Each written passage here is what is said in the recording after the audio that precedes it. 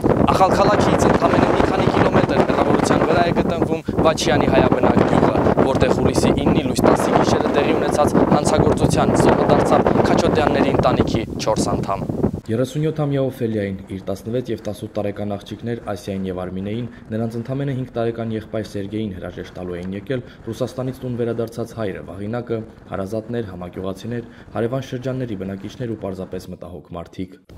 Գյուղի բնակիչների հետ ունեցած մեր զրույցներից պարզեցինք, որ դաժան սպանության մեջ մեղադրվող Նոդար Ակոպովը ամուսնացել է համագյուղացու հետ և ապրել հարևանությամբ գտնվող Քաչոտյաններին պատկանող տանը։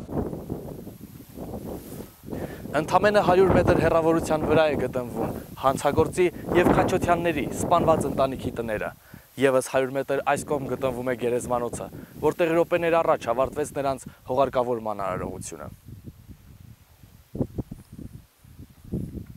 Գյուղացիներից ոմանք գտնում են, որ Նոդարը ոչ թե սպանության, այլ գողության նպատակով է տուն ներխուժել։ Նա պարզապես փողի կարիք է ունեցել, խաղացել պարտվել է երևի կամ բանկում է պարտքեր ունեցել, ասում են որոշները։ Գյուղի բնակիչների հետ զրուցելիս տարբեր վարկածներ էինք լսում, թե հանցագործությանը մասնակցել են մի քանի հոգի։ Այս վարկածը չի հերքում նաև դատախազությունը։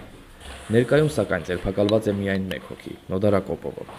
Հուլիսի 13-ին Ախալցիխեի շրջանային դատարանում տեղի ունեցած դատական գործընթացում պարզվեց, որ մեղադրյալի Նոդար Ակոպովի հանդեպ որպես խափանման միջոց կալանք է կիրառվել։ SK News-ի փոխանցմամբ հիշյալ գործով դատական նիստը տեղի կունենա օգոստոսի 31-ին։ Ակոպովը մեղադրվում է Վրաստանի քրեական օրենսգրքի 109-րդ հոդվածի 3-րդ մասի ակետով, ինչը ենթադրում է մի քանի հոգու կանխամտածված սպանություն և նախատեսում է մինչև 20 տարի ազատազրկում կամ ցմահ բանտարկություն։ Աղաբեկ Սիմոնյան, Պավել Օգանեզով, Արսեն Խառատյան, Ալիք Մեզիա, Վաչյանի։